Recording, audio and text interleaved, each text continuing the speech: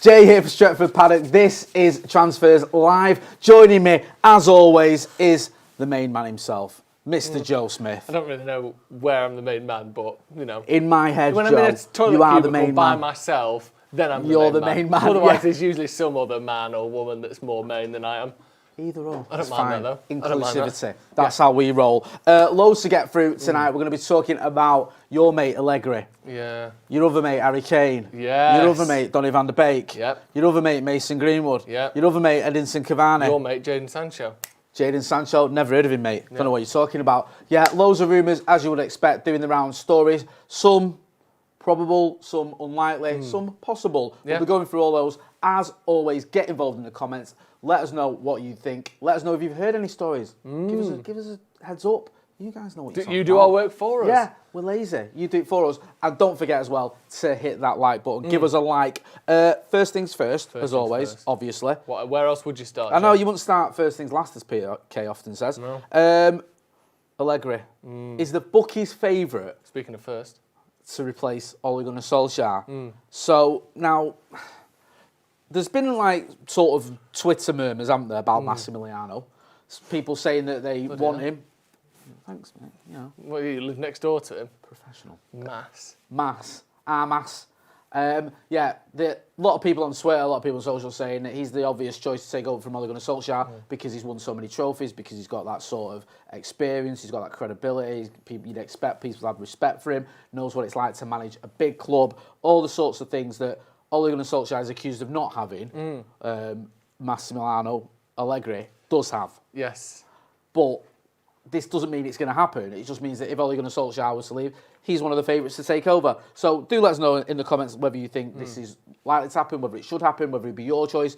Joe, you love him, don't you, Allegri? Not particularly. Right, okay. I think he's a good manager. I think he's a very good manager. But we all know this. I'm not going to say something that is going to particularly stun everyone, but maybe let's frame it in a certain way. To be honest with you, mate, I don't know a lot about him. Okay. I know he managed Juventus and won a load of Scudetos. Yeah. I don't know much about him I always think of him as being a bit negative. Isn't a Scudetto one of those, those electric scooters that everyone seems to have got over lockdown, by the way? I don't know where, if the same way you live at home. In Manchester, all of a sudden I came out my house the other day and about 40 people whizzed past me on an electric scooter like you're not a child for owning one of them. Yeah, but he's an avid bingo player, Right. and he won a load of them at the bingo. Did he? That's what I'm talking And about.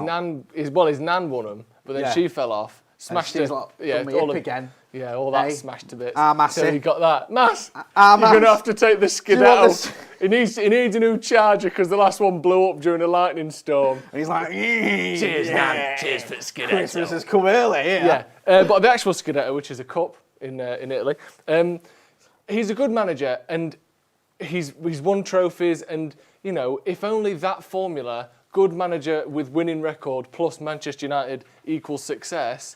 If that formula worked or was certain to work, we may have won trophies or more trophies under Louis van Gaal. We may have won a league or a Champions League under Jose Mourinho, but we didn't because that formula isn't certain to work. And it's not certain to work anywhere, but it's certainly not certain to work at Manchester United where you have a philosophy, a history, and there's so many clubs that claim to have a style of play and a philosophy and ethos to the club.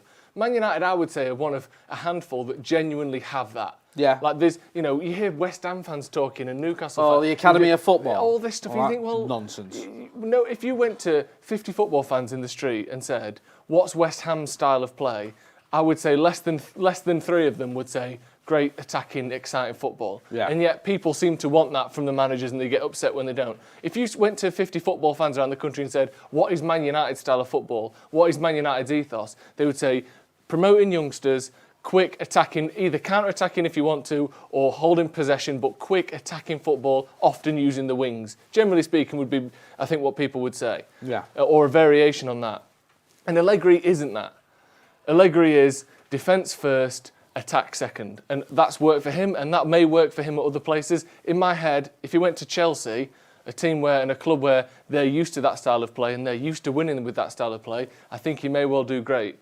But if he came to Manchester United and let's say he didn't win anything for 2 years, all of a sudden you forget about oh, he's won these trophies here, he's won these trophies there, you start hearing Allegri's washed up, Allegri's not the manager he used to be, we should have got him 4 years ago, etc., etc. All the things you heard with Jose Mourinho, because you don't get that courtesy, you don't get that sort of extra time period to prove yourself when you're playing a style of football that is at complete odds with the history and the ethos of Manchester United. So the fact that he's a good manager, the fact that he's won stuff before, doesn't last very long when you're trying to completely turn around not only 70 years of history, certainly since Matt Busby at Manchester United, but also the squad that Ole has slowly started to build, where we've got rid of the likes of Fellaini and Lukaku and people who sort of represent his style of play and Jose's style of play.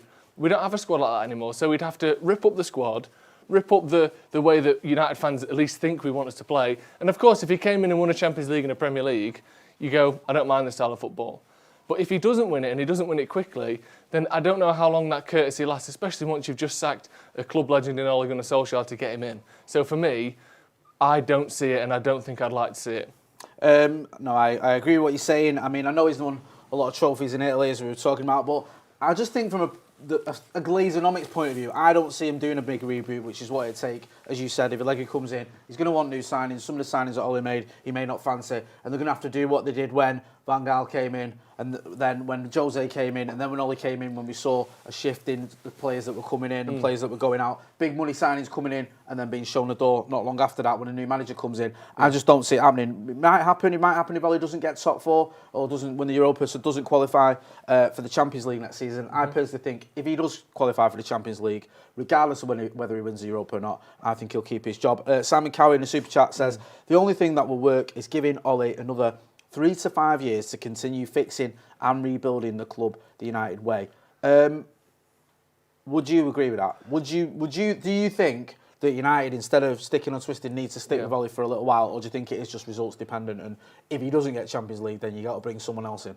I think two things on Go that. on, mate. The first thing I think is, if he doesn't win anything, and we are going backwards in terms of results and in terms of style of play, he's going to get sacked. Yeah. Regardless of whether I want him to or not. And also, as much as I like Ole, and as much as I think he's a very good manager doing a good job, I'm not just going to keep saying he's doing amazingly if we're finishing sixth and getting knocked out of the FA Cup by Luton. I'm not going to blindly say we're doing great. No.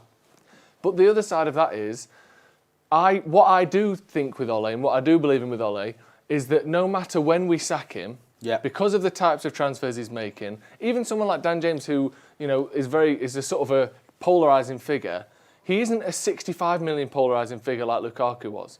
He's and people can talk about maybe Maguire as someone who's an expensive polarising figure, but there's no doubt Maguire has made our defence better.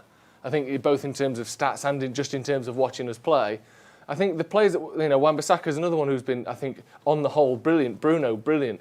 I think that for me, there's no doubt that when Ole leaves, if that's this season, next season, 2 years, 5 years, he will leave the club in a better state than it was when he arrived, and in a state that is able to be carried on in the traditions of Manchester United. So regardless of when he goes, what United have to do is, like Ajax do, like Bayern Munich do, like Barcelona do to varying levels of success. I mean, let's be honest, we're acting like Barcelona aren't doing that well. They've won 6 of the last 10 La Ligas, and they're knocking on the door to Atletico Madrid again now. Could win it again this season. What we need to do is what they've done, which is no matter who the manager is, they play a United style of football, and you can make a twist and a turn and a change on that, but you don't come in, rip up the rule book for Louis van Gaal, who wants to hold 65% possession, and then rip it up again for Jose, who wants to hold 12% possession, and then rip it up again for Ole, who, we can't do that. We have to set a style in play, and I think Ole's doing that,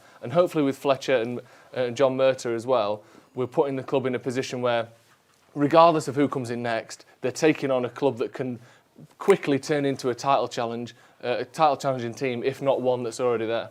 100%.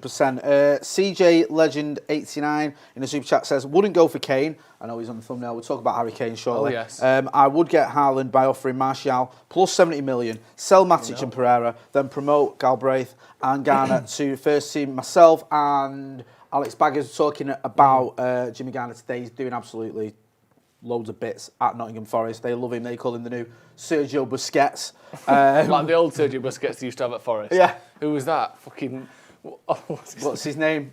Was Andy Reid at Andy Forest? Reid, that's what I'm thinking, yeah. How Andy did we know Reid. he was at Forest? Yeah, hey, tell you this, James Garner, he's the new Andy Reid. That'll This really guy's the new give him Stern a John. confidence booster. Yeah. Yeah, you're the new Andy Reid. What? Cheers, mate. But yeah, Jimmy Garner, we'd love to see him come into the team. Galbraith, Dave Pretty does our academy review. He's been raving about Ethan Galbraith for many years. Wants to see him given a first team chance. Hopefully that'll happen sooner rather than later. But I still think we need to sign someone. What does it say about Tony Marshall that person there thinks we should get Haaland plus 70 million, which is his buyout clause, and still give him Marshall? Why are you throwing in Tony Marshall like, for almost as a sweetener? Not even an amount there. Let's activate his buyout clause and still give him Marshall. So it's either 70 million and nothing or 70 million and Marshall. Those are the two options. Oh, go on then, 70 million and Marshall. Get him off the books. Let's not forget, Tony M was man of the match at the Etihad not long ago. Yeah. I've not given up on you, Tony. Get involved in the comments. Let us know whether you agree with that sentiment. Should we be going out for Haaland? Do you think we should go for Kane? Do you think we've got any chance of getting any of them? Do you think we will see Allegri coming in? Do you believe in Ollie? A lot of people seem to be pretty pro Ollie here and think that he's the right man for the job in the comments. Someone says disciple of Ollie, so you can guess where his allegiances may lie or her allegiances may lie. Says morons thinking Ollie isn't ruthless because he smiles. You're morons. Yeah. Someone else saying, I've just lost it, saying Scott Gemmell was the Forest player I was thinking of. The new Alpha England Haaland, someone else was saying about Jimmy Garner there. Yeah, I mean, it's not mutually exclusive. We can promote players like Jimmy Garner to the first team squad and go out and buy a midfielder. And I think we may have to start thinking like that, because I don't think it's just going to be enough that we bring all these youngsters through and then we kick on and challenge for the title. That isn't going to happen. And I don't think that just one or two or the amount of signings we need will happen. So it's going to have to be a mixture of the two. And also, my friend. Let's be honest, United's best time, certainly in modern times, you have the best chance of bringing through a youngster into a successful team. Yeah. Like, it's very hard to bring someone through in a shit team and make them look good. No. Like, you look at the class of 92, most of those, I mean, almost all of them became first-team players, first-team regulars after we'd already won the league. Well, you look at it, so we had a very good team that they were already coming into. People forget, it's a great point, because with the class of 92, Gary Neville was actually the first one to sort of take over. He took over from Paul Parker at right back. Gary Neville sort of lost the league in 95 as his first main season. Paul Scholes was brought in sparingly. Nicky Butt came into Europe with the 3 foreigner rule. Fergie gave him a chance, obviously played in the new camp when he was like 20 or whatever it was. So they all got bedded in gradually, and like you're saying, into a winning team. Yeah. Like, we won the, in 94, I think Gary Neville played a couple of games when we had won the double, and that sort of thing. Yeah, they played maybe before we won it, but like, it's a lot easier to come in, impress. And that was a fantastic team as well. And they happened to be world-class players. But I think it would have been a lot easier to bring in a young Neville, Beckham, Giggs, and Neville again. That would be a lot easier to bring them into that team that had just won the league than this team which hasn't won it in 7 years. And it may take longer for them to prove themselves, or they may not get a chance to prove themselves. Because as much as you like to say, oh no, Nicky Butt would have found a way into that first team, he might not have. Or maybe, Ryan Giggs, he might have just not ever played instead of Rashford, because you can't risk not playing Rashford because he's so good. And then Ryan Giggs plays 10 games over 2 seasons and goes to Werder Bremen. It's fine, Mike. People forget sometimes. Yes, the cream always rises to the top. Get that. But in terms of playing for Manchester United, just little injuries, little things can go the wrong way, you know what I mean? It's like, you can be in the wrong position or vying for that same position. So it's not always set in stone that everyone would have made it that you think of. Simon Cowie in the Super Chat says, I would go for Sancho and Haaland and Swarovski, Martial and Van der Beek and 80 million. Bloody hell. Hey, not playing game. Swarovski, isn't that like glass swan that you see? Swarovski. Go and get your missus a crystal. I am always in Swarovski Christmas Eve at the Trafford Centre, and I'm not the only person who's in there. I'm not the only. It's usually blokes sweating from your neck. It is arguing over. Excuse me, sir. You've got a sweaty upper lip. Are you leaving Christmas presents a bit late again? I am. Yeah. I've just got to build a bear for our last. Can I get away with getting that one that looks like it's more expensive than it actually is, or do I get the one that is expensive but is actually tiny? Yeah. Shine a light through that, love. It puts a rainbow on the fucking ceiling. You know what that is? 100% glass. But it's big. Listen, I could have got you a tiny crystal, or I could have got you fuckloads of double glazing. Yeah? Glass is just crystals, but for the poor. Exactly. Well said, Joe. I'm glad we're on the same page there. Daniel SMPH says, do you lot ever wonder if most of your audience is mostly Ollie in or indifferent, simply because you don't really pander to the Ollie out rhetoric? That is a very good question.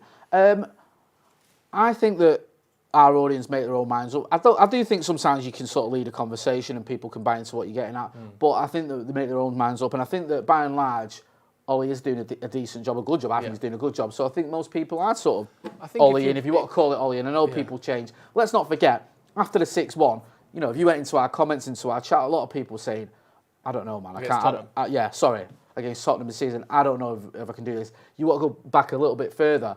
Burnley, the 2-0 loss just before Bruno arrived. Now, to be fair, Mackie did the fan cams and he was sort of firing shots at the Glazers. He was saying, listen, it doesn't matter who your manager is. If we don't sort this out in terms of the owners, anyone comes in here, they're doomed to fail. But a lot of the people in the comments, a lot of people who were chatting to were just like, this isn't the right manager for the job. He doesn't know what he's doing, that sort of thing. So I think people make their own minds up. By and large, a lot of us here on the channel and people who are involved do see what Ollie's doing, but we're not sort of, this isn't MUTV. If Ollie has a bad run or has a bad performance, sometimes it gets to you and you think, do you know what? Is he the right man for the job? But for me, I think he is. What do you reckon? Yeah, do you agree with that? This is a good question, that from Daniel. I mean, you do tend to gravitate towards people who have a similar opinion to you. So I think it's understandable if we quite like Ollie, people who watch us maybe are more likely to like him or more likely to want to watch us because they agree with us.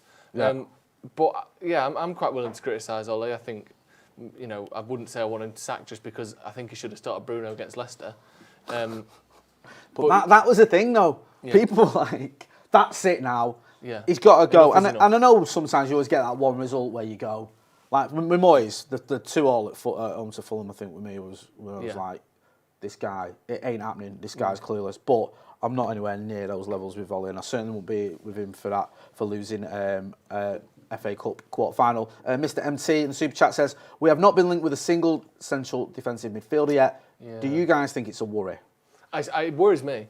It definitely worries me because, as we said last week on the show, or I said last week on the show, it doesn't really happen. In fact, it never happens that United sign a big signing, and I don't mean like, you know, Pogba big. I mean, you know, Van der Beek up. Yes. That we haven't been linked with for months. Even Van der Beek, where the deal was done in a weekend, we've been doing videos on it in April that we were gonna, you know, we'd been linked with him. The rumours. The fact that there are so few rumours about us signing a central midfielder or defensive midfielder does concern me, because you think, well, at some point we have to stop being linked with them, because it's not like we ever miss one. Do you know what I mean? Yeah. The journalists don't miss one. The reporters don't miss one. Romano doesn't miss one. We don't miss one. It's not like we're just going to sign a defensive midfielder overnight that we've never heard of. No. So I think at some point we're going to have to start linked with some defensive midfielders if we're going to sign one. What I would say is, you know, there's still, 3-4 months till the transfer window opens, or 3 months, I think, till June when the transfer window opens. So we've got plenty of time yet, but it worries me a bit, because I think we desperately need one. And when are we going to start being linked with one? No, good point. What's up next? Should we talk about Luke Shaw? Oh, yeah. Everyone loves Luke Shaw, don't they? Yeah. This season. Do you know what he is? Not only is he a sort of a marvel of form. A left-back, a man. And a left-back. A former Southampton player. Yeah. He's also one of the great physique tales of our time, isn't he? Because for a long time, he was nothing other than let's laugh at the chubby left-back. Yeah? Would you say that's fair? That was what a lot of people would do, take the piss out of him for being a bit stocky, waddling into training and that. Waddling, yeah. Yeah? See, this is the thing, though, where I used to sit in J stand when we got Luke Shaw. He's always a big lad, isn't he? He's a big lad when he arrived. Yeah. He doesn't like, people's always put on those weight. I don't think he has. I think he's always been pretty rotund. And he was like, yes, and he used to run down like my side, just in front of where we sit. And he was always quick. And I used to look at him and I used to think, I don't care how big he is. He's obviously he's used to that. He can shift. He's beautiful to you, isn't he? Yeah. I don't care how big he is. He's beautiful to me. You can put on what you want. You eat what you want. Don't you worry. No, I still love you. No, he go past and I think. What, you got experience saying that, have you? I say it to myself in the mirror every morning through tears. Hey, I don't care what you eat. You greedy little bitch. Yeah. I still love you. You're weak, Jay. No, but he's something I thought. And he'd be keeping up with nippy wingers or overtaking him. Nippy wingers, he used to play for Charlton, didn't he? Yeah, very good. One of my faves. That sounds like a cartoon, do you know, from the Beano? The Adventures of Nippy Wingers. Oh, tally-ho. Yeah. Keep up, help up. And they just sprinted down the wing like that. Exactly. Nippy Wingers Nippy indeed. Wingers scores for Charlton. Oh, yeah, chucks away. Yeah, so he beat Rapid down that wing, or in the left-back position. So I was never like, oh, look at him.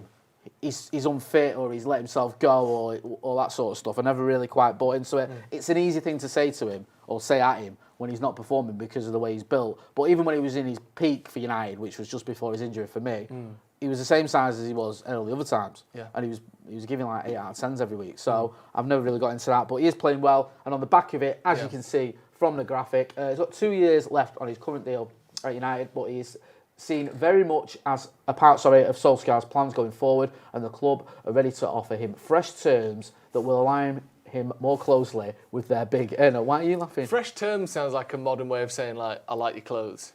Fresh. Fucking hell, some fresh terms on there, My mate. man's rocking some fresh terms, you know. Yeah, that's that kind of thing. Them terms are fresh. Yeah, exactly. Maybe that's what they said to him. Maybe. Hey, Luke. Do you want to know something about this, though, right? Go on. And he's been good. How long's he been good for, if we're being honest? 6 months? I'll give you that. Where he's been like really one of the best fullbacks in the league. Yeah. 6 months. For me, you have to do 2 months good for every year you weren't living up to your potential. And for me, he's got another 2 months before I fully trust him. Because I think for 4 years, you would have gone, Luke Shaw's not quite lived up to his potential. And I think now he is. Yeah. We need another couple months before, like, essentially, play till the end of the season at this level, then we'll give you a contract. And also... Because you have to prove it for a bit longer because you weren't good enough for quite a while. Do you know what I mean? So I think it's not unreasonable to expect us to see this for a bit longer before we go, this is Luke Shaw for good. Because this could still be formed, couldn't it? You know, and not to necessarily say that the same thing will happen, but Chris Smalling under Louis van Gaal, what I would say was top 5, maybe 3 centre-backs in the league for 1 season. Yeah. He was brilliant under Louis van Gaal for 1 season. Nani in 2010, was brilliant for 1 season. 2010, 11, I think. Valencia was incredible for 1 season. Yeah. Like, if that's what we're going to get from Luke Shaw, we need to know it's sort of more than that before we give him what would be around £200,000 a week. You've got a bit more details on the fee, haven't you? Yeah, well, you can see from the graphic there, obviously Luke Shaw's been singing Ole Gunnar Solskjaer's praises as well. So for me, especially from what I had before Ole came in, it is a total difference. It has pushed me to a new level. Obviously, he had his issues with Jose. Jose was very harsh with Luke Shaw. Yeah. Sort of said that he didn't have a brain almost, that he had to do his thinking for him. Was, you know, constantly blaming him for bad results and stuff like that. There was rumours around that even some of the players in training felt Jose was being overly harsh on Luke Shaw. Some say he needed it, some may argue that he needed it, others saying that it was a bit OTT. Whatever the reason, that's how he treated him, always been a bit different, getting good results out of him. As you said there, the details, right now it's, according to reports, this is, he's on around 150k a week. His deal runs out in 2023. So he's going to get an extension and a pay bump. It doesn't say, I don't think it stipulates what his pay bump. I think it was rumoured to be between 175 and 200,000. So yeah, I mean, the only thing I have with that is, Luke Shaw's playing well, and I'm with you, like, it seems sometimes a bit premature. He's still got 2 years left on his deal. And also, I always think of it, what are we stopping happening here? We're stopping him leaving. That's the point in it. It's not just to reward it, it's to say, okay, get him tied down before someone comes in for him. Is anyone coming in for him? Yeah. Do you see that happening? Do you see someone coming in now and going, right, here's 50 million for Luke Shaw? Yeah. Because let's be honest, that's what he'd cost. Yeah. If he's playing the way he is, that's what he'd cost. But again, I think any team that has 50 million to spend on a fullback, or 40 at least, is gonna want to see another year out of him anyway. Yeah. Like, you're going to go, is this a blip? Is this a 6-8 month, form thing, or is this going to be you for the rest of your career? And again, I agree with what he's saying now. I was losing my belief. I think that's what changed with Ole. He managed me right and got my confidence back, and I'm really enjoying that at the moment. If Ole goes in 6 months or 18 months, and you've just given Luke Shaw a 5-year deal worth 200 grand a week, which is a staggering amount of money. Only 6 or 7 years ago, your top earner would be on that. Yeah. Wayne Rooney would be on that. Yeah. Rio Ferdinand would be on that kind of money. Yeah. Like, some of the best players in the world, not a decade ago, would have been on that kind of money. If you're going to give him that, and then in 18 months' time, we've got a new manager who comes in, who maybe is more of the Jose Mourinho, Louis van Gaal method of management than the Ole method of management, then you might have a player who's got 3 or 4 years left on his deal at 200 grand a week, who all of a sudden doesn't quite have his confidence together and is in and out of the team with injury and fitness. So I do worry that we are being a bit sort of Premature. reactive, I think, maybe. Reactive, But I think he's doing very well. He's still got a full 2 years on his contract. Let's see for the rest of the season if he can maintain this form. Maybe give him till Christmas. See if he starts next season with good form. He's had a summer with England. Maybe you can impress there. Then till Christmas, and then you go with the contract offer. Because, what's he had? Honestly, 20 really good games, and we're going to give him 50 grand a week more. I think it's a bit quick. People forget and people won't want to hear it, but we handed out Phil Jones a new deal, and we can't get rid of him since. Yeah. Do you know what I mean? And at the time of handing him a new deal, a lot of people were raising their eyebrows at it, to be fair. But it was for a player that had been at the club a long time, still had quite a few years left in the tank, had been pretty much a regular in the team or in and out of the team, but played a lot of football for Manchester United. So it kind of made sense a little bit, even though it was a little OTT. So you've got to be mindful of that. I'm not saying Luke Shaw is Phil Jones or on that level, but we have made those sort of mistakes almost, if you will. You had Chris Smalling, you had Ashley Young, you had all these players that you couldn't move on. Even Nemanja Matic, we signed him to a new deal not long ago. Was it 3 years last year? Yeah, because he had a great bit of form, and it's like, oh, he's back. And now he looks knackered. He can have one good game every 2 weeks. Yeah, and it's like, he's probably on about 200k on another 3 years deal, and it's like, you're going to be in a scenario where the only way you're going to get rid of him is if you sort of wipe out his contract, or buy out his contract, which isn't going to happen. So you can get a little bit stuck. Quite a few super chats that I'm going to whiz through now. Ross Murphy says, rocking that fresh term Spanish tracksuit, Joe. Thumbs up, laughing emoji. Spaniards. Espanol. Why are you wearing that? What? Brexit, mate. Brexit means Brexit. Does it? Why don't we just change our name to Stretford, Paddock? Go. Fuck off. Go on, next. Kwamiko says, Shaw has been very good, but damn United gives out contracts, refreshes so damn quick. Yep. I agree. Ian Hamilton says, question for Jay. You say you're a journalist. Right. Oh, one step away from you're a so-called journalist. Yeah, this guy. Self-proclaimed. He's throwing down the gauntlet here. Yeah. Could you just give a quick lowdown on your career and who hell. you've worked for and when? Give us your email address. He'll send you a CV and covering letter. Do you know your what? behest. That's actually not that difficult because I left uni and went straight to a job as a freelancer at Key 103 and at Rock FM working for Bauer Media as a local reporter. And I pretty much stayed in that job for the next sort of 8 years. I went from Rock FM in Preston, covering Lancashire, and then went over to Key 103, where I was Manchester reporter for about 4 years, covering not just news, not just sport, sorry, news and sport. So yeah, that's pretty much my CV. Along the way, won several awards. All right, as part of a team. Couple you of still won them. awards. Still won them, didn't I? Of course you did. You're still part of that team. Yeah. They could have had someone in that team where you were. cost them awards. That was shit. Yeah, exactly. Do you know what I mean? So don't worry about it. But thanks for your support, Ian, and thanks for your question. I think, is that it for Super Chat? One more. Vinay Navneet Sorry, says, I couldn't read it on here. if we don't get Kane or Haaland, who's your pick? Mine would be DCL, which means Dominic Calvert-Lewin.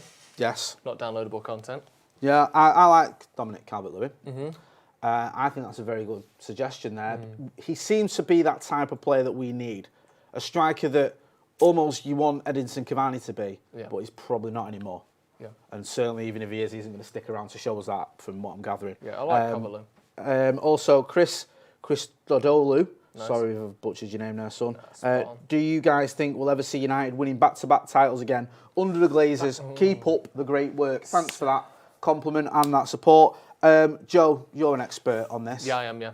For me... Will we win things like back-to-back titles? Well, it says back-to-back titles. I think it is possible for us to win a title under the Glazers. I think back-to-back titles is more about the manager in charge rather than the ownership.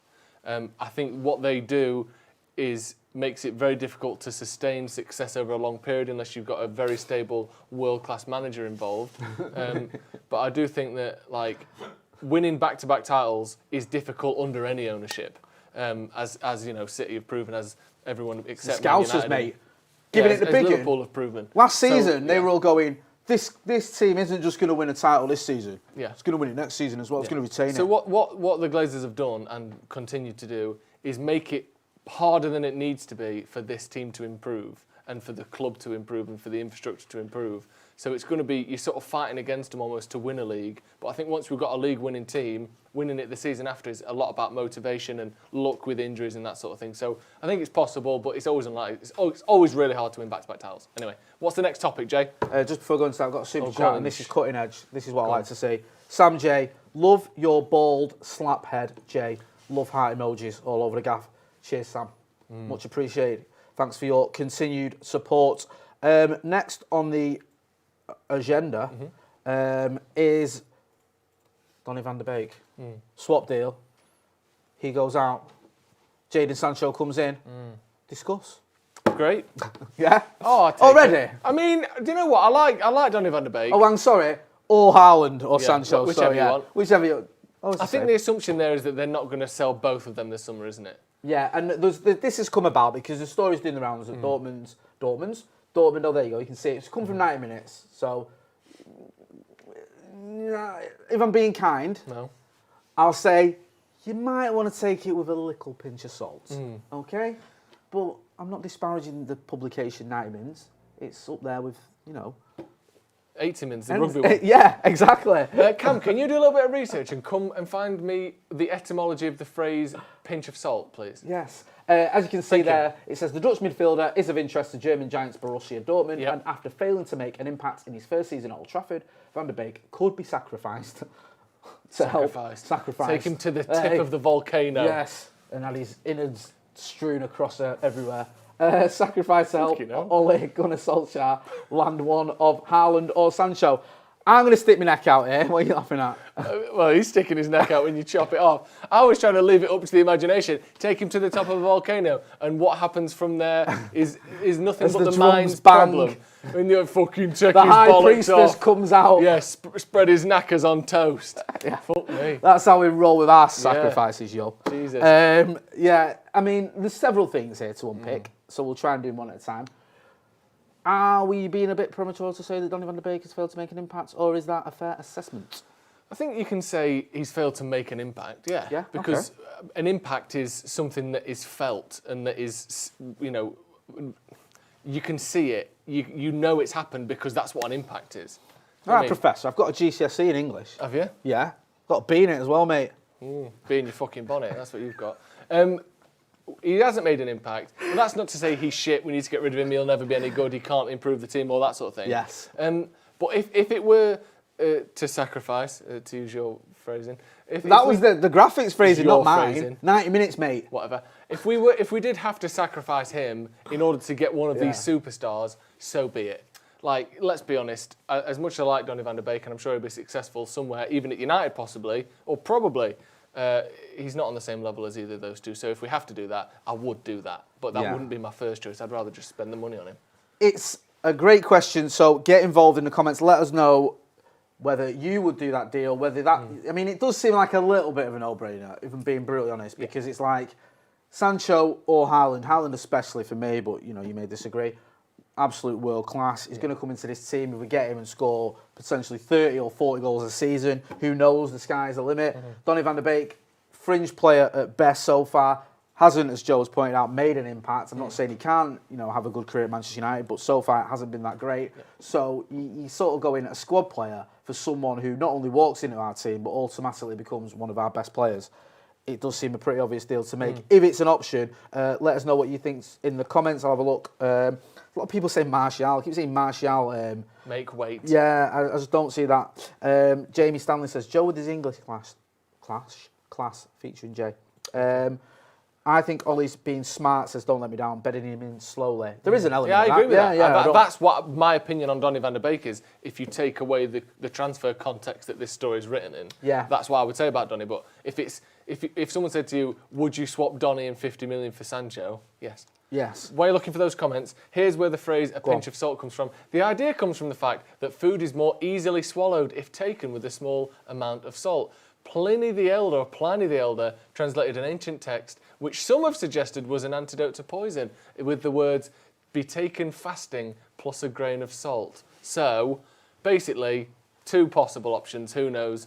Also, if you are eating a pinch of salt, I suppose you would spread it on the food first. It does make food taste better, doesn't it? It does, Simple. like Mary Poppins said, spoonful of sugar helps the Spoonful medicine. of salt makes the Spoonful of salt makes the poison not work. Yeah. Anyway. In the most delightful way. most delightful way. Yep. Right, what's next? Sorry, I was just This is a fast-paced transfers show. You've read the brief. With KANE. There you go. Don't get more fast-paced than that. Harry Kane has positive viewpoint on Manchester United. I'm saying this for gritty teeth. We're getting to the point of the night where we dissect a Where headline. we try and ruin someone's career. Let's not do that tonight. Anyone watching at home can look at that and they know what we're going to say. They know that headline is written through like a peephole of fear, isn't it? Like, that's like someone who heard a rumour that Harry Kane wants to join United, and then Harry Kane went, "What have you fucking said about me?" Well, all I said was that you had a positive viewpoint on joining Man United. Like, that's a real backing down on the story way of writing that headline, isn't it? It's almost genius in the fact that it's meaningless. Positive viewpoint. Anyway, Harry Kane could leave the club this summer, being Tottenham. He's reportedly unhappy with life in North London in the wake of the club's exit from the Europa League. And the 27-year-old could be tempted by a move to Manchester United, who are still in the Europa League, a trophy that presumably Harry Kane dreamt of winning as a child. You know what? If I'm not going to win the Europa League at Tottenham, I'll win it at United.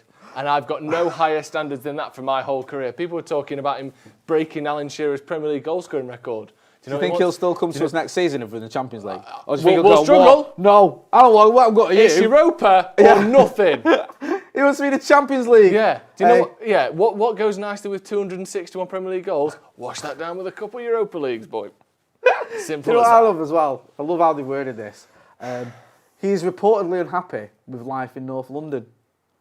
What, his life or just everyone's life who lives in North London? Tell you what, mate. Isn't North London making us unhappy, everyone? Fuck off. Thank you. Come to Salford, son. You'll be much happier. Yeah. I mean, Lower Broughton. Lower That's where you'll be Broughton. happy, lad. I'll tell you what. Lower Broughton at dusk. You've not lived. So you've seen the sunset in Weast. Yeah. You've It's a joy seen to behold. golden hour with a flash of light Yeah. flicking off a human turd floating down the Irwell. Oh, You've mate. barely been Bowen. Do you know? What are you thinking then? Harry Kane at United. First of all, would you have him? Second of all, will we have him? Yes, no. Right. What else have we got? Simple as that, is it? Well, no. Go on. Let's not be flippant. Get involved in the comments. Let us know whether you think that will happen. Whether you would have Harry Kane, or whether you think it's possible for us to get him. There's several problems with this transfer. I think it'd take an astronomical fee to tempt him or to tempt Tottenham. They do sell. We've had, Teddy Sheringham, Dimitar Berbatov, Michael Carrick off him in the past. They can sell players and they will sell players. Yeah. They sold Gareth Bale to Real Madrid, of course, but you have to pay big money. Spurs aren't a selling club in the sense that you're just going to go in there and go, "What do you want for Harry Kane? 150 million. We'll give you 60. Okay, then." How have Spurs got this reputation of getting players relatively cheaply or not? I wouldn't say anyone would suggest that Spurs have got a reputation of being, done for transfers. Like, they never go, "Fucking hell, Spurs paid how much?" You never hear that. And yet you always know Tottenham are the hardest club to deal with. Daniel Levy drives the hardest bargains. They get the most money for their players, all this sort of thing. How have they got that? And we're known for spending too much and selling for too little. If you look, though, where Spurs get their players from, and they're very savvy with this, like Gareth Bale's a prime example. They get Gareth Bale from Southampton, so they don't pay a lot for him. He's there for quite a while as well, don't forget. There was a time when he looked like he was going to move on. He had a terrible record, didn't he, of never winning a game for like 38 appearances, whatever it was. So, they haven't spent a lot on him. Because he's happy to go from Southampton to Spurs to get him on a long deal. So he's, there's also, you don't know what's in that contract, what the stipulations are. Also, Daniel Levy's very clever. I mean, when Southampton was struggling, I read somewhere that they sold Bale to Spurs, and then a couple of years later, do you remember when Southampton were facing administration? Now, Southampton had a buyout clause, part of the sell-on fee, from Bale would go to Southampton. Right. So 20% would go to Southampton. Levy bought it off him for like £1 million. That 20%? Yeah, because he was skinned. So he went back and he's like, "Tell you what, I'll give you £1 million now, cash in your hand." And he For was that like, 20%? "Yeah." And then 2 years later, he sold him to They would have got Real 20 Madrid. million. Yeah, it's like, or whatever it is. Like, that's he's just a very savvy operator because they're getting players from the lower leagues or from, in Harry Kane's case, he came through the youth.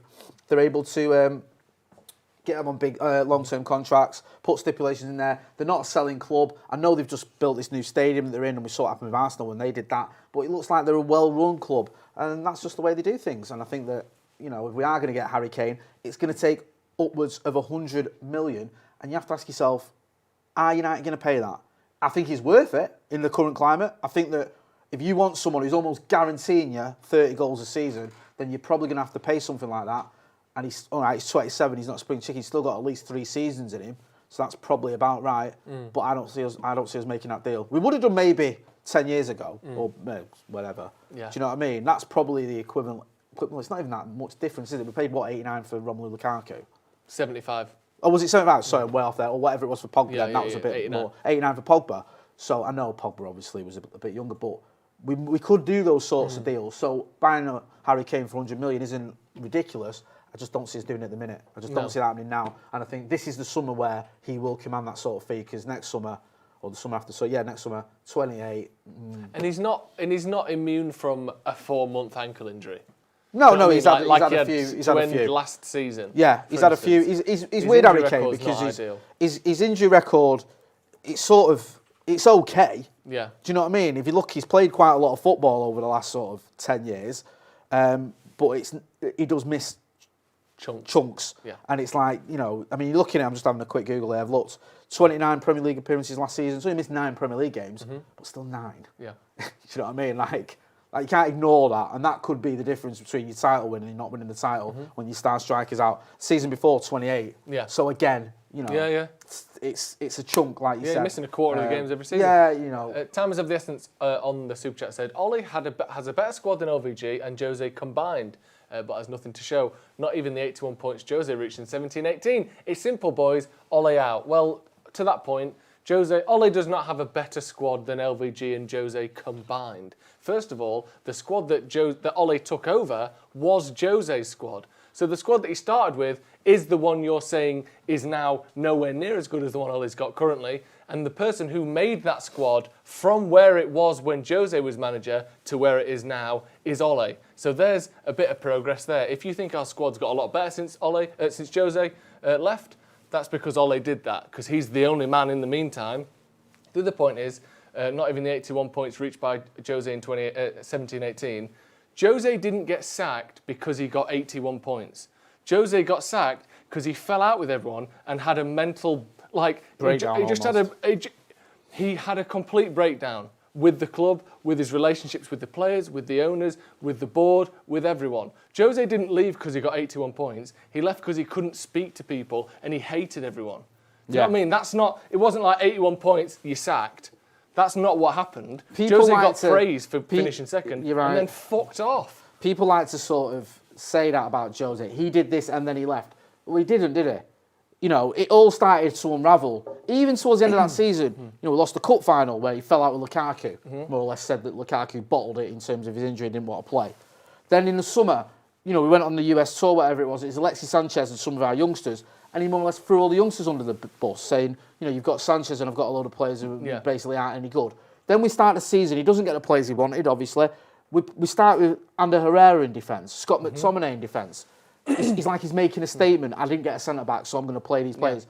Fred arrived, didn't touch him, didn't play him, leaves him on the bench. Arguing with Paul Pogba, falling out with Anthony Martial, who just had a baby. It was just like he was taking on everyone, and it became a bit too much. And then when you looked at it, and if I'm sorry, people just have sorts of memories of Jose. And I used to like Jose, but yeah, me too. You go back to his last game at Anfield, that for me is a manager who's lost the plot. Yeah. The decisions he made in that game, watch that. If you can be bothered, watch what he did tactically in that game and tell me that he's a manager who wants to be at his club. Yeah. It was like he was sabotaging the team because he'd had enough. That's why Jose left, carry on not because he finished second the season before. And also, like I said, the squad that Ollie has made, if you think it's better than the one Jose and Ollie had Jose and Van Gaal had put together, Van Gaal took over a squad that 12 months before had won the Premier League. And Jose left the squad that you think has been improved massively to Ollie, and he's the one that's improved it. So, come on. That's always a good point as well. It's like what Ollie got and what the other managers got. Some of the other managers had quite a few players left over from Sir Alex Ferguson who still had bits left in him. What was it 12 months, wasn't it? Since we won the league, 12 months later, Van Gaal was our manager. Yeah. Sorry, and that was a shit squad. No, you still had Rooney and Valencia and Smalling, who was still decent. And then you got Schweinsteiger, Depay and Di Maria and all these players, Darmy and all these players, Shaw, over the next 2 years, and you made it 10 times worse. Come on. Another super chat from Ian Hamilton. Before we move on, let's not talk about Jose all night. For Kane, we'd have to lose our arms and a leg in these negotiations just to get him. Is it worth it? I'm not sure. Tired of all the bad pundits pushing this. As we've said here, it's one of those that it's going to be so much to get him. I don't see it happening. But if people are reporting it, people are talking about it, we'll give our opinion and we'll give our opinion. And at the moment, that is that it's probably not going to happen. And Lewis Holland says, when will we see the first transgender ref? I can't give you a date. Sooner the better. Yes. Bit of inclusivity. I'm sure there will be. Yeah, I'm sure there will be, and hopefully we'll get the respect they deserve. Diallo. Yes.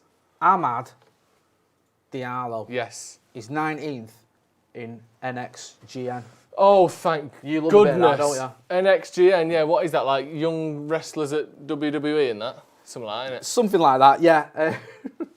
Basically, Ahmad Diallo is being very highly ranked. A lot of fans as well are on this, aren't they? Like, you saw his sort of cameo or his appearance in the Europa, gets his goal, exciting play. We've seen him for the under-23s. Again, he's looking the business. Yeah. We spoke to Fabrizio Romano a few weeks ago on the Tier 1. He was saying that all the Atalanta players were raving about him as well. I mean, it is easy to get excited by this kid, isn't it? Yeah, definitely. And obviously people are, and 19th is high. It's not top 10. it's not 18. It's not first. It's not 18th. Yeah. But obviously being in the top 20 of those sorts of things is always a nice thing, and I'm sure it's nice for him and his family and all these sorts of things. What we've seen from him is that he's obviously got a lot of talent and he's good on the ball. His run for the goal was very nice. His finish for the goal was good as well.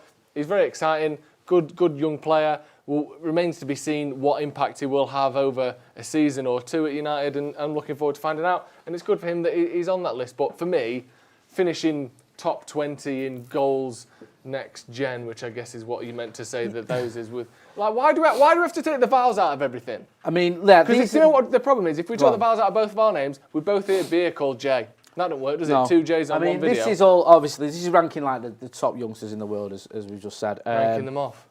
Yeah. We'll talk about that later. Okay. So, just to give you some sort of idea, Fabio Silva's number 17. Yeah, he's all right, I suppose, isn't he? Yeah. Who else have we got in here? Who's top? Have you got the top 5? Yeah, go on a minute. Sorry, I'm scrolling up here to see who top 5. Coming in at number 5 is Jude Bellingham. Never heard of him, mate. Rubbish. Number 4, Pedri. Oh, Pedri. Yeah. Everyone who plays Football Manager is going to go, don't you know who Pedri is? Who's he play for? Oh, shock. He's been dubbed the new Iniesta. Hasn't everyone? Yeah. Number 3, Gio Reyna. Classic. Yeah. US soccer has been crying out for a world-class star to thrive in Europe.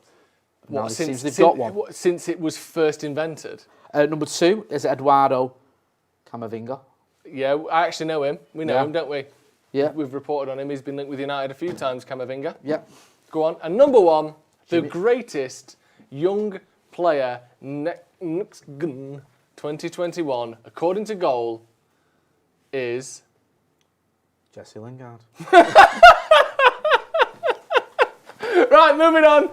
What's our next story then? And you can slip in who it actually is at some point because people will be going mad. All right, I'll go on then. It's Ansu Fati. Is it? Yes.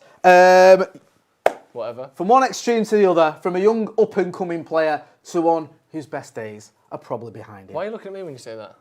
I'm not going to start throwing stones in that, pot, kettle, black scenario. House, glass, whatever. Hey, I'm at least 3 years older than you. At least, yeah. United in Cavani talks. Yeah, why not, eh? After all, he's not played 8 of the last 9 games. Let's have some talks with him about extending his deal. All seriousness, no. Do you agree with this? Should we be in talks with Edinson Cavani about extending his deal? We should, because he's on a 1-year deal with an optional second year. Yeah. So if you're going to talk to him about it, going to have to be sort of 2 months before the end of the season. When else are we going to talk to him? We're not going to talk to him a day before an extent. You'd think we'd give him the courtesy of giving him a couple months' notice. So regardless of whether, people love him or whether he should be here for 5 years, whatever, if we are going to either let him go or extend this deal, you're going to start talking about it around April. Yeah. Come on, it's, But do you want us to extend his deal, though?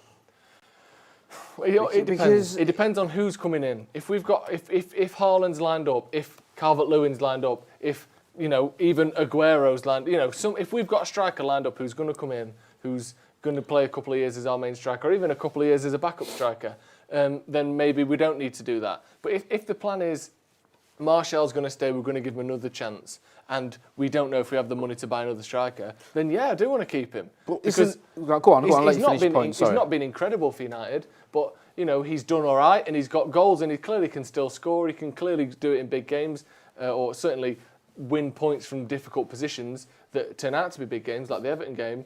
I don't think he's one that you would just throw away because, he said that his dad said he might want to leave. If we aren't getting anyone else in... It sounds like a joke, but that's actually what happened. Yeah, exactly. If we aren't getting anyone else in, I would definitely keep him, because what else are we going to do? But if there's another option lined up, I'd happily take the other option. Although, there have been reports of Martial maybe being the one that might be the one who's going. If let's say, I'm saying Haaland because he's the person we've been linked with the most. If it was Haaland's coming in, Martial's going, I wouldn't mind Haaland and Cavani for a year. No, I agree. So it really depends on what the situation with us buying a striker is. But I don't think he's one where you go, no matter what, he's got to stay. But if he's the only option, or if he's going to be part of a team of strikers, like I wouldn't mind it that, let's say we bought in a winger, or, whoever it may be, a striker and a winger. Then you've got Dan James playing on the left-hand side, you've got Diallo and the new winger on the right-hand side, and you can have a strike force of Haaland with Greenwood as his backup and Cavani for the cups. Like, that would be quite nice. So it depends. What about you? No, I don't think we should be extending his deal. Yeah, no. I know. People are going to give him pellets for this. Because, listen, we all love his chant and we love him. We want to see him in the flesh. You want him to stick around for when fans are back in the ground. And he is, he has been one of Europe's best ever. I know he's Premier, South American, say, but he they? plays in Europe. One of the best strikers in Europe for about 10 years. But, I mean, he's not played a lot of football recently. He's had a lot of injuries. I think, like I was saying earlier, in total all competitions, I think he's missed 8 of the last 10. Is it 8 of the last 10 games? Thank you. In terms of the Premier League, I think he's got 3 goals in the last possible. I'll try to explain what I mean. The last possible 17 games, we've got 3 goals out of him. So some of those games he's missed for injury, suspension, or when he has played, we've ended up 3 goals during that period, which isn't great. And my concern isn't all that, because I think, it takes a while sometimes to settle, and he obviously looks after himself and he's great to have around, and apparently in training he's phenomenal and all this other stuff is. If he's staying, we're not going out and getting someone else. We're not going out and pushing for someone we should be getting, because I don't want to be here in a year's time with a 34-year-old Edinson Cavani who is still suffering with injury problems, who is a little bit disillusioned, who isn't really prolific, and yet we've got Anthony Martial, who's even more annoyed, or his form's deserted him because he's not even in the team anymore, and we've not gone out and got anyone else because it's like, we've got Cavani. It just, for me, it seems like it was a stopgap, and it should be a stopgap. Yeah. I'm happy to be proven wrong. Let's face facts. He could come after the international break. We play a few games and he scores a few goals. I'll probably change my mind.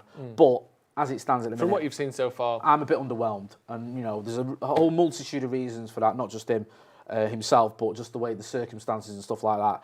It just doesn't seem like it's quite worked out for me.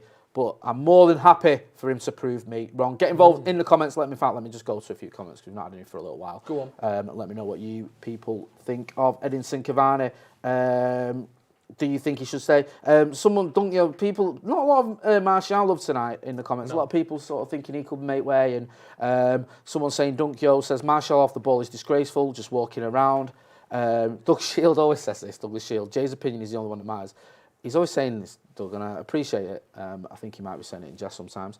No way, Liam Clark says, no way we can keep an injury-prone 34-year-old who's our 3rd highest paid player for another year. Decent way of putting it, innit? Yeah. Can't argue with that too much. Classic Zoot says, Martial needed to get sold like 2 seasons ago. Looks absolutely bored playing for United. Have never seen any drive or passion from him since he arrived. And here's a question about Martial. Go on. All the talk is we shouldn't get rid of him. He's still got this, he's still got that, he wants to do that. Look how well he did last season. Do you think Martial wants to be at United?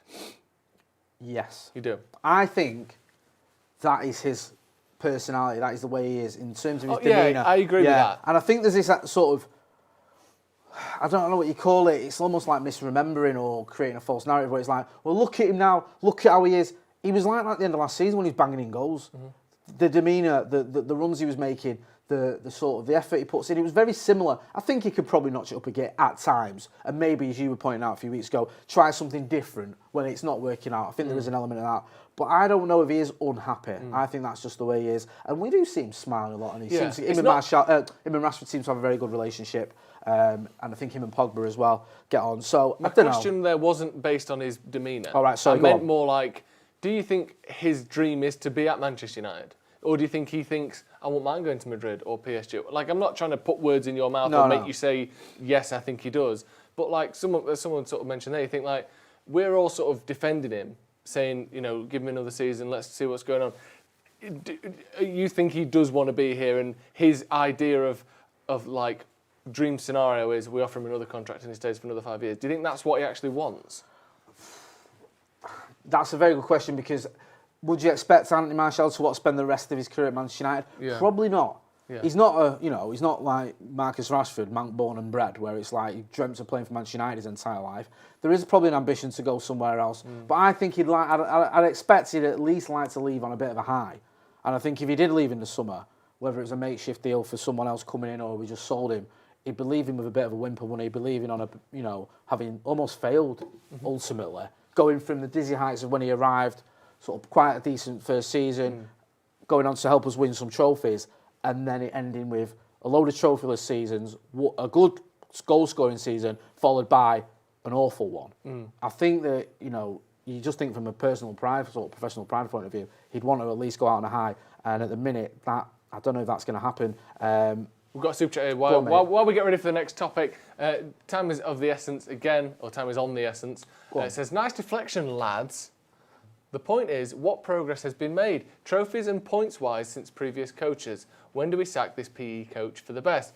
I would like to start by saying there was no deflection. I thought we answered it. I directly answered and rebutted his points. If we can get the comment back on the screen again so I can read it to go back to it. When do we sack this PE coach for the best? For me, if that is the question, when do we sack him? The answer for me is, if we finish outside the top four, if it becomes clear that the players don't want to play for him anymore, if the progress in terms of points under Solskjaer doesn't continue, and we've all seen it. I don't think, maybe Louis van Gaal, you could have said he could have had another season. I don't think Jose had it in him to be manager of Manchester United. I don't think he wanted to. That's what I'm saying, yeah. And I don't see anyone saying we sacked Moyes too early. There does become a feeling around the fan base, and there does become a point where it's almost inevitable the manager's going to go. Has been deleted, and we're not at that point with Ole by any means. So for me, when do we sack Ole? When it starts going downhill. And it's not going downhill, it's going uphill at the moment. We were third last season, we've been second almost all this season with brief glimpses and dances with a title charge in there as well. We were top after 20 games, which we haven't been after 7 years. For me, that is progress. Hopefully we can win a trophy this year as well. Yeah, no, I agree. I mean, the point, what progress has been made, trophies and points-wise since previous... I mean, points-wise, I think we're going to have more points this season than last season, so you can look at that as progress. We're going to finish on that. Trophies, yeah, that is a sort of... Yeah, we need to win trophies. That is the elephant in the room, innit, for Ole Gunnar Solskjaer. We do need to win trophies, and as a Manchester United fan, that's what you should always expect. Yeah. We're still in the Europa. Hopefully he can add some silverware this season, but even if he doesn't, if at the end of the season you can say, OK, league-wise we've done well, player-wise, players are progressing, we can see there's an improvement there, some of the youngsters are ready to come in now as well. Let's go again with this manager. I think he deserves another season. If we end up in 6 or out of the top 4 and trophyless, then I think he'll do well to keep his job. I think it's all going to be about that Champions League. I believe in Ole. I can see progress. You may differ in that opinion. Shall we have an and finally? And finally. New shirts. Ooh! Thank you. Yeah, it's from the Spain 2016 collection. Spain? I'm glad you've noticed. Well, yeah. I do love one, Matt, though. It's good, isn't it? Yeah, he's ace. I'll let you off. It's good. Here we go then. United's Adidas Man United 2021-22 away jersey is mainly cloud white. Jersey? Yeah. Away jersey? What are we?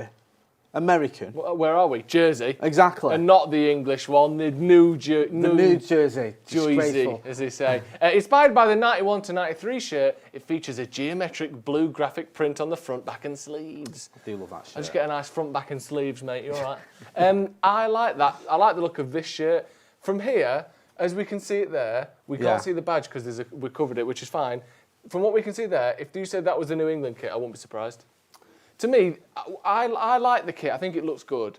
What I don't really like is this new trend of just doing an old kit but with a new twist on it. Yeah. Because for me, like I personally, and I'm in the minority in this, I think this kit looks nicer than this season's third kit, the black and white zebra dazzle camo one. I think that does look better. Yeah. But for me, I like this season's one more than that, because this season's one is a new kit design we've never seen before. It was actually shocking, polarising. Some people liked it, some people didn't, because it was new and exciting. This is just pandering to, oh yeah, we all like that old United kit, let's just do a knockoff of it. It doesn't scream originality, it doesn't do any of that. I think it looks really nice, but for me, I don't love it, because it's like, well, yeah, just do an old kit that everyone loves. Oh, that's odd. Yeah. Do you know what I mean? Do you I get where you're coming from. And I do like that kit, and it is one of my favourites. It's not the favourite of my the ex-United kits, though. You know, it would have been... and I get the argument of it would have been nice to have an original kit. Yeah. But... It looks great. It looks great, to be honest with you. I am a bit nostalgic, so yeah, no, that's fine. I'm all aboard that bus. Baz 10 in the super chat, referring to additions and transfers, says we need a right winger. It doesn't matter what striker we get; they will suffer in this team because we don't create enough. Centre back, central defensive midfielder, and right wing are more important. I mean, he's got some points there, hasn't he, about the fact we don't create enough chances for our strikers. We were talking about this at the Leicester game, weren't we, the weekend, where Anthony Martial didn't have a great game. I'm not going to stand here and pretend that he did, but he wasn't helped by the fact at times he had no one around him. He was getting fed the ball with players around him. Well, he had Leicester players around him. He didn't have any United players around him, and I think some of the service this season hasn't quite been at the standard we need. And it's obvious, you know, we need reinforcements. We certainly need a right winger, and as Baz 10 says, probably right. Probably do need a centre back. Probably do need a central defensive midfielder as well. Who knows? Maybe that CDM could be James Garner. We'll have to wait and see. Hope so. Hope so. That'd be nice, wouldn't it? It would be nice. I'm going to wrap up there. Thanks for everyone who got involved in the chat and in the comments. And, well, the comments are the chat, really. Very much the same thing, Jay. Very similar. But to tell you what, the people who are watching this after it's been live, you'll be in the comments. Yes. Thank you very much for getting involved. Get your comments in there. We do go back and check it as well and have a look at your comments and comment and like and all that sort of thing. I take notes. So if you haven't seen it live, I put people on the list, so I remember that. What list is it? You know what I and mean? then you go into their house. Martial _ 1997. Jay's got a With big a bald head hammer. and he's a muppet. Yeah. I bought a gun that shoots ice bullets. So you shoot it through the window and then they die and then the bullet melts and there's no murdery weapons anymore. The actual gun itself has to be made of ice as well, because otherwise there is still a murder weapon. So you make a gun made of ice that can somehow withstand the pressure required to fire a bullet, shoot them in the head / brains with the ice bullet for what they said about Martial, kill them dead, no murder weapon, no fuss, no muss. Or Right? I just piss in the petrol tank. Whatever. Yeah, whatever. Hopefully they've got a car older than 1993, because they all have locks on now. You've got an old wooden piss car. through the letterbox then. Yes, Is that finally! better? Right, okay. Right. Yeah, so you have your ice bullets, I'll just urinate. Yeah. I won't really, I've not done that for weeks. That's been Joe Smith. Where can people find you? On the internet, on Twitter and Instagram at JoeSmith93. Yeah. Where can people find you then? They can find me outside the house. Or inside the house, connected to the floor by a string of urine. You know where to find me. Me and him will be back this week. When are we doing this again? We're doing this again on Thursday. It's international break, so we get double dosage. Double dose. Double nicotine. Double dose of Jay nicotine and patch, Joe mate. on the late night transfer. Should we start smoking? Do you know what? Wouldn't it be a cool habit though? And we could do like, they say that the times ain't as good as Do you know what? I'd fall over and throw up now if I had a cig.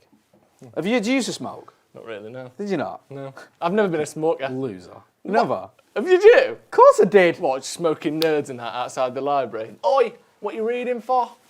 Knock 'em out. I went to grammar school, I'll have you know. No, that's when I started smoking, actually. Yeah, I smoked till I was about 24, and then I quit. Okay. Yeah, so, you know. Oh, what you want extra credit? Yeah, I did. Oh, I just quit stuff, I just mate. quit, yeah. Well, I don't get into it in the first place.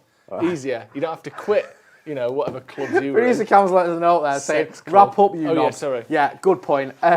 Yeah, you know where to find him, you know where to find me. Don't forget as well to check out the members section. We've got a great new video coming up there tomorrow, is it? Yeah. with you and your mate. Me and Mitz, I'm going to be Joe the Barber tomorrow. I'm giving Mitz a lockdown haircut. It's one for the ages. You can't wait for it. And again, make sure anyone at home, if you do smoke responsibly. Smoke responsibly.